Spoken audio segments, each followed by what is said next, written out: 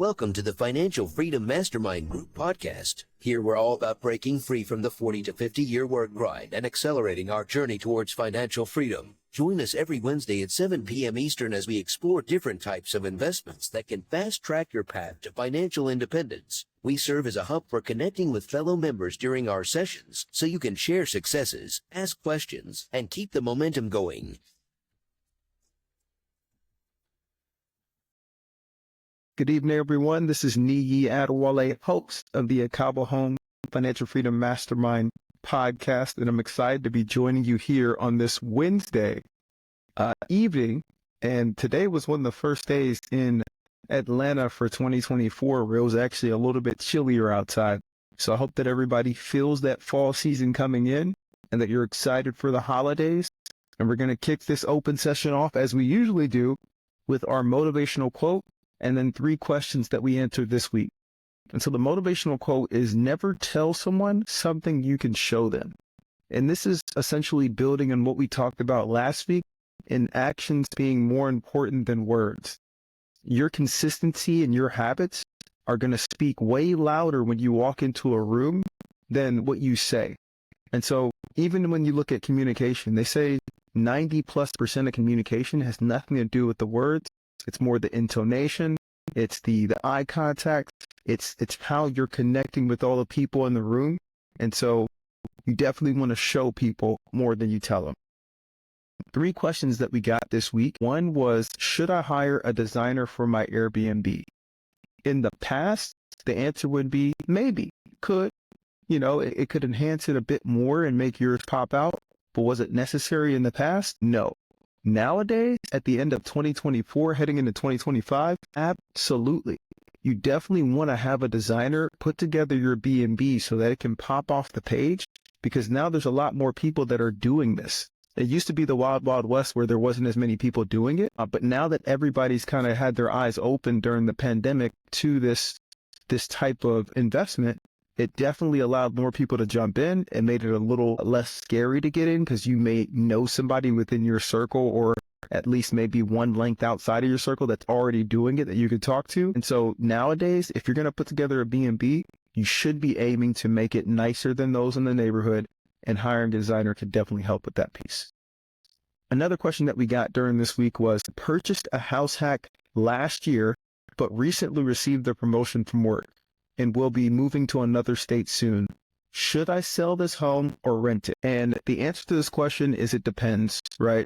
If you bought it in an area that's path of progress where it's just up, and you've gotten a lot of equity in 1 year, which is not normal, but if you have, sure, you could sell that house. But if you are open to hanging on to it and you're willing to put systems in place to allow you to manage it from afar, I'm a fan of hanging on for the long term. Only reason I think you should sell a house within 1 year of purchasing it is if you bought it as a flip or a major value add to do that. If you're planning to buy it as a buy and hold, and that was the original intent, selling it within 1 year is going to be difficult to get your returns back. For example, when you look at selling a house, a lot of people think that the number that you sell it for just needs to be higher than you bought it for. So if you bought a house for, say, $100K for easy math, if I sell it for 105, I'm getting $5K.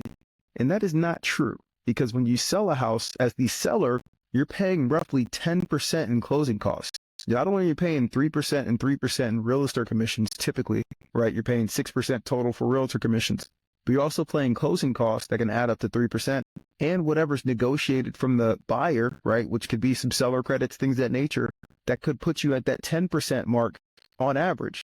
And so if you bought a house for 100K and you're selling it for 105, 10% of 105 is 10,500. And so 10,500 subtracted from that 105 actually means that you're losing a little over $5,000 if you sold it for that amount.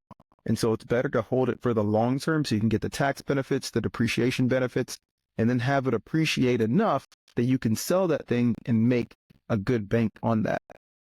And then the last question that we got this week, at least the third one that was top of mind, is what is an 8-day unilateral? And this is something that I had no idea what it was before moving to Georgia, but I've quickly become acclimated to it, both on the investor side and as we've built out our realtor business. And the 8-day unilateral is something that's unique to Georgia. It essentially is a clause within the contract when you're under contract for a property where you can, for a few reasons, extend the contract additional 8 days. Where I found a lot of value in using this is when we have a deal that's set to close toward the end of a month, say like November 25th, 26th, we would use an 8-day unilateral to get us to the beginning of the next month so that your first mortgage payment is not due for 2 months. So if you close on a property at the end of a month, say you close at the end of November, your first mortgage payment is going to be January 15th. But let's say you close on a property at the very beginning of December, say December 2nd or 3rd. Your first mortgage payment is not going to be until February. It's due on the quote unquote first, but it's not late until the 15th. So you essentially have like 70 plus days to get your property fully functioning, get it turned over, have cash flow coming in before you actually have to pay out a mortgage. And so I'm always a fan of, if it works out timing wise, trying to fit it to where you can close a deal in that first week of that month so that you get the most time. And so with that said, that was the 3 questions of the week. If anybody has any comments, any questions, feel free to throw it in the chat. And then we are going to open this session up to an open session. So again, this is an open session. You can join live. You can throw questions in the chat and we will get this thing rolling. AJ, how you doing, man? What's going on, brother? Not much. Shout out to the 8-day unilateral. I love that you brought that one up, actually, because I used it on my house hack when you helped me out with my deal. So that was definitely helpful in our situation.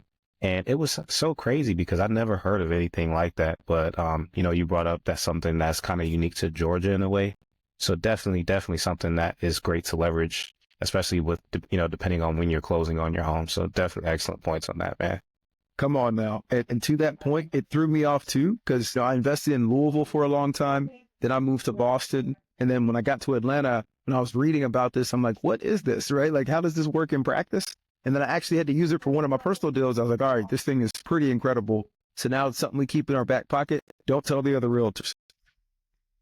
Crazy. It's kind of like a crazy wild card that you can just pull out of your back pocket. And it's kind of weird to think that, a home owner or someone who's looking to buy wants to extend their closing date. But like you said, if you're pushing towards the end of the month, it makes a lot of sense to basically pull that card out and then close on the first of the month. So then you have essentially 2 months until your mortgage is due. And I know for me, that allowed me to, have a lot of time to set up my house hack unit without having to worry about a mortgage payment. So like I said, definitely something that's a great tool to use and just go ahead and apply when necessary. Come on now. And I know that you're a big football fan and you played football as well. And one thing that I liked about Bill Belichick and the Patriots, I didn't like a whole lot, to be clear. All right, I hated Tom Brady when he was there until he just kept winning and I had to call him the GOAT. But one thing I liked about Bill Belichick is that they would find every small little piece in the rule book that was legal, right? It's not that it was illegal. It was in the rule book. You could do this. And they would push it right to that limit so that they could make the most of their plays and really win these Super Bowls and things of that nature. And I think that as real estate investors and as an investor-friendly realtor, we have to do the same thing. You've got to know these contracts through and through. You got to understand, okay, this is a small out that we can utilize here. This is something that we can negotiate a bit harder here. And here goes a way that we can structure a deal to where it makes sense for all parties if you want to be successful long term. Yeah, it's one of those things. Sure, man. Just trying to figure out a way to win, even, after purchasing a property and holding it, being flexible with the different kind of renting options available, going short term, midterm, and then maybe even down the road long term, and just, having the flexibility, but just finding a way to, get a win. The triumphant return. Justin, welcome back. What's going on, Nate? How you living? Super good, man. How you been? Been good, man. I can't complain. Just trying to get it done. Been a little busy, so I've been missing the calls, but happy to be back. Come on now. We're pumped to have you back. And I'd be remiss not to do this before we get too deep into conversation. But AJ, congrats on the new role. I heard you got it. I know you're going to be starting soon. Are you excited? Honestly, I'm really excited. A good word to, actually, I'll summarize it in 2 words. So number 1 is relief. And then the second thing is just grateful and appreciative. Well, I guess that's 3 words, but honestly, I'm very happy, with how everything has played out. Obviously, going through a layoff is something, that can be very stressful. I was the entire time, 10-week process was just very process driven, and focused in on my daily goals and treating it as if a job at the time. That was really something that really motivated me and something, worked out, and just extremely grateful. Come on now. I am pumped for you, and we're happy for you, man, for real, especially heading into the holiday season. Christmas is on and popping at AJ's house, all right? The eggnog's on you. I don't like eggnog. Everybody come my way, man. I get the check and I'm just going to blow it off as soon as I get it. And Kanayo, welcome back, man. It's been a couple weeks since we've seen you on. How you been? Good. I'm doing well. How's everyone doing today? Super good. We're just trying to figure out why you're sitting in the dark. I don't know what's going on. You got to get some studio light in here. All the lights. There we go. Okay, that is better. I think it's That is better. And I'm feeling the shirt. Yeah, I'm wearing the I shirt. like the shirt too. He's trying to save on that electric bill, Nee. Keeping it slow.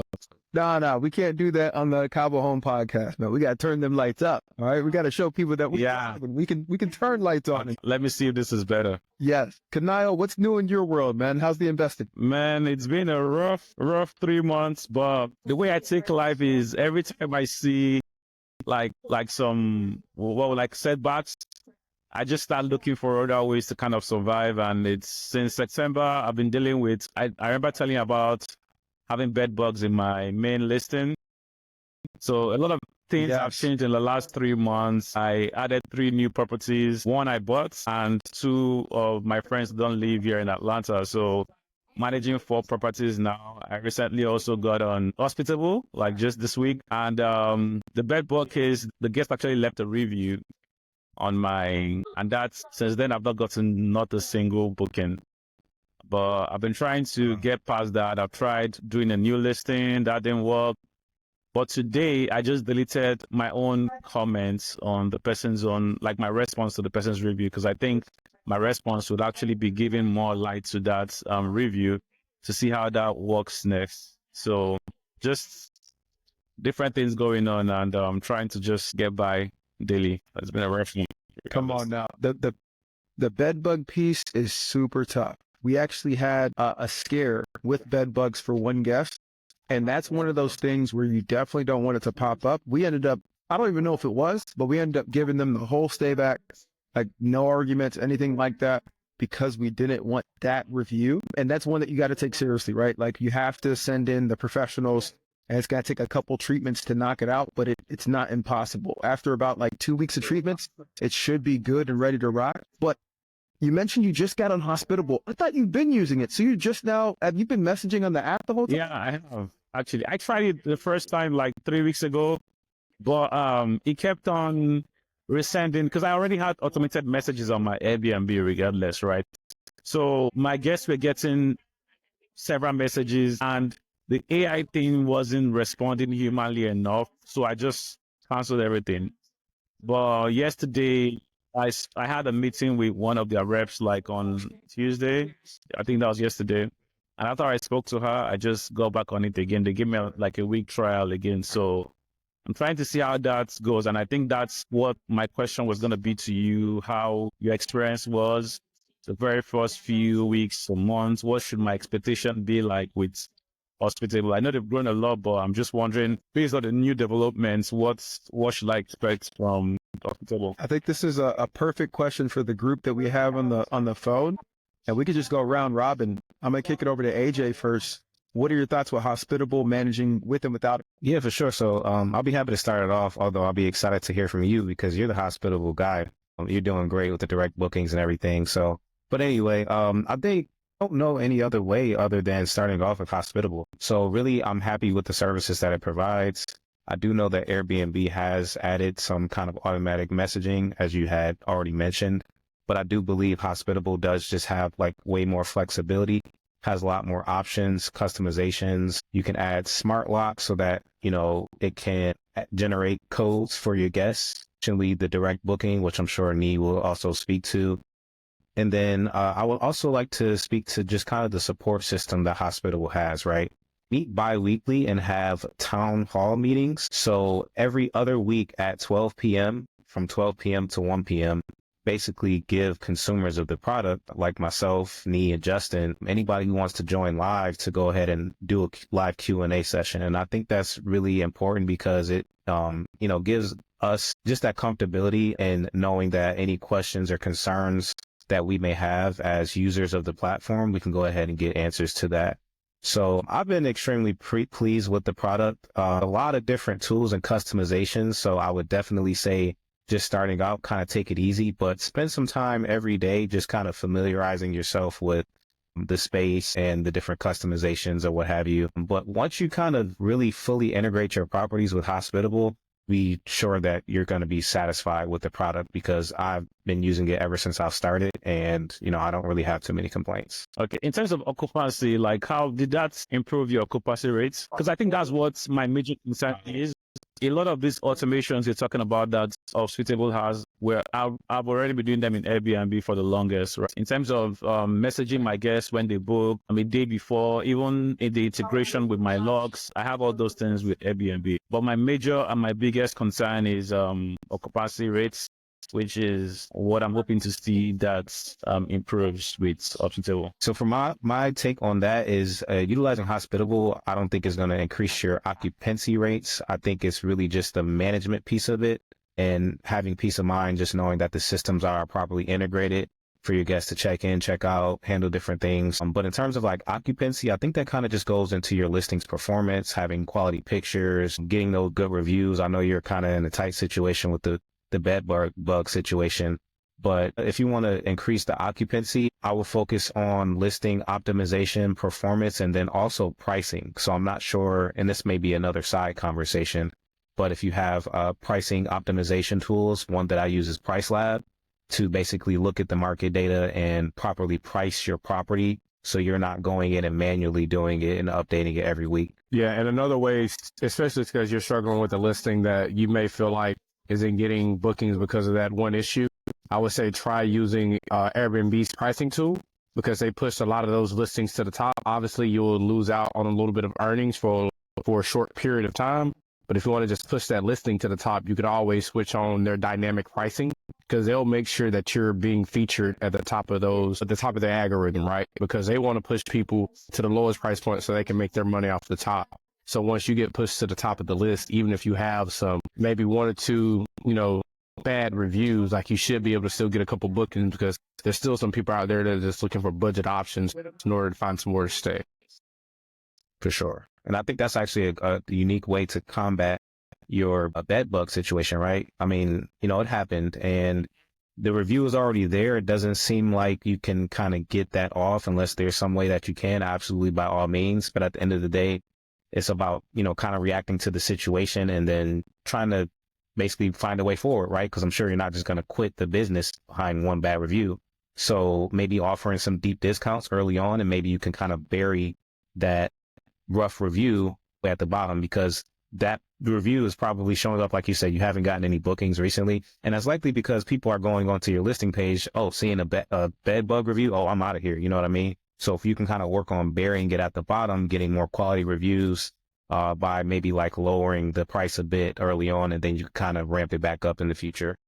Yeah, I think you already mentioned it, but you go ahead. Yeah, I was going to say, I think you already mentioned it too, Kano. Sorry, my bad. Just go ahead, Justin. Oh, no, you're good. I think you already mentioned it, but you can duplicate that listing, right? Duplicate that listing, and then I don't know if you can hide the previous one. I did that at first, but I deleted it. I stopped. Because the thing is, I always had two listings, right? Which I used one as my long-term, because I didn't want to do a discount on the other one. So I just used one as my long-term listing. So when this issue came up, the one that was my long-term listing, I just made it a short-term listing to see how that also functions. Fortunately for me, that one, I did get a long-term booking on it in December to January, maybe just about almost 2 weeks. Then all of the bookings that I had maybe from 3 months ago, a lot of them canceled, like 2 of them canceled right before their check-in. Then one of them actually reached out to me to ask me about the situation. I was like, this has been resolved properly.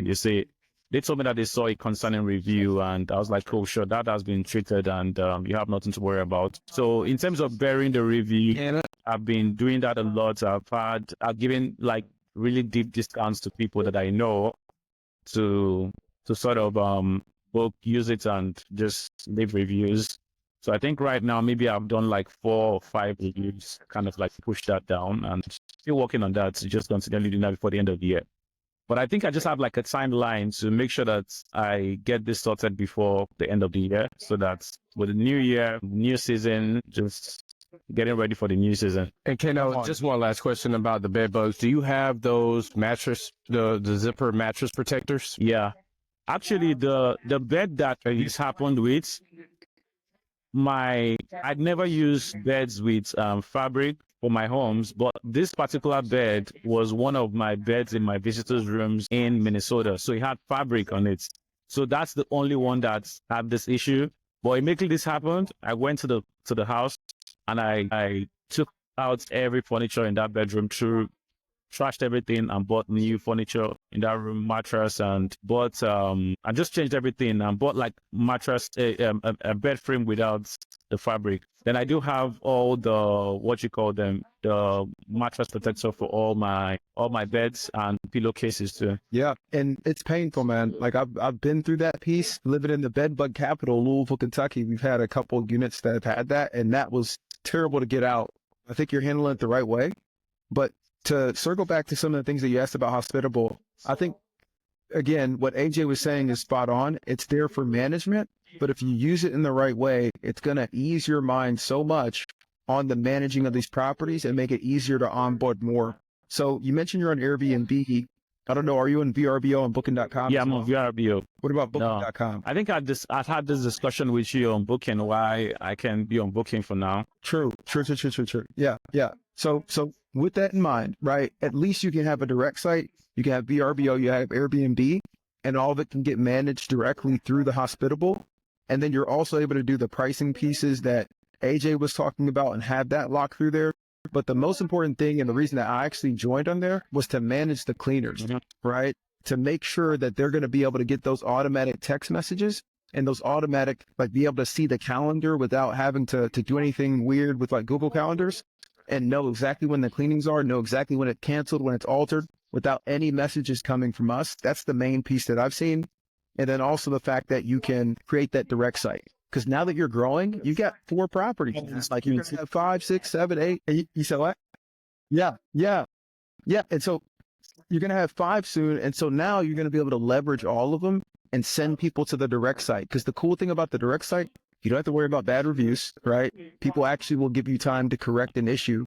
And typically what we've seen a lot is somebody will book maybe for 3-4 days Airbnb. They'll see that we have the direct site and we put signage up everywhere. And now they're starting to reach out to us and just book it direct. And once they book once direct, we've had a couple people that continue to book because they're waiting for their house to get done or whatever, right? And they'll just continue extending direct. And now we've got them in our circle. And if anything bad happens, like, hey, a water heater goes out, anything like that, they're not going to leave us some crazy review on Airbnb. And so that's the true key. Once you start hitting that growth period of more than 4, you got to start using some type of software. Otherwise, it becomes a lot to manage. I think so. The reviews expertise for cleaners is one that I know that I'm still doing manually that should be automated. It's huge. And one last piece, and then I'll kick back to AJ, is if you're going to continue expanding this thing, which it looks like you are, being able to build out the team, right? The reason I like having that app is, one, for the cleaners, they have their own section login. All they see is their cleanings and only their properties. They don't see any of the financials, none of that stuff. They just see when it's coming and it texts them, which is awesome.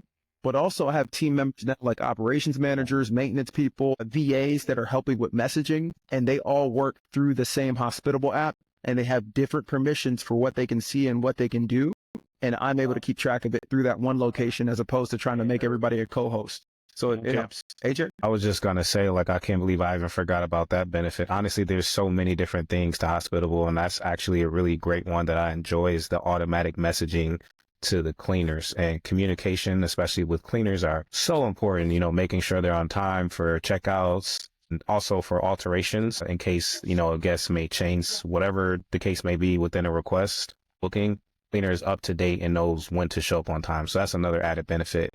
I also wanted to bring up, because this is something I'm sure you'll be happy about, Niyi, but he integrated an API where they'll pull the 5-star reviews from your Airbnb listings onto the direct now. So I don't know. I don't think that was something that happened in the past, but I'm actually looking at your direct site right now and I'm seeing 2 of your 5-star reviews from Airbnb showing up on your direct site. That's dope.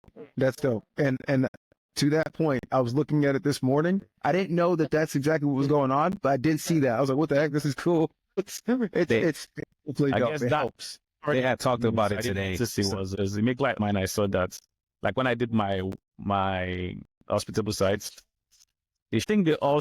Yes. So Hospitable has partnered with Google because Google's trying to get into just about everything, right? And so they have their own booking, quote unquote.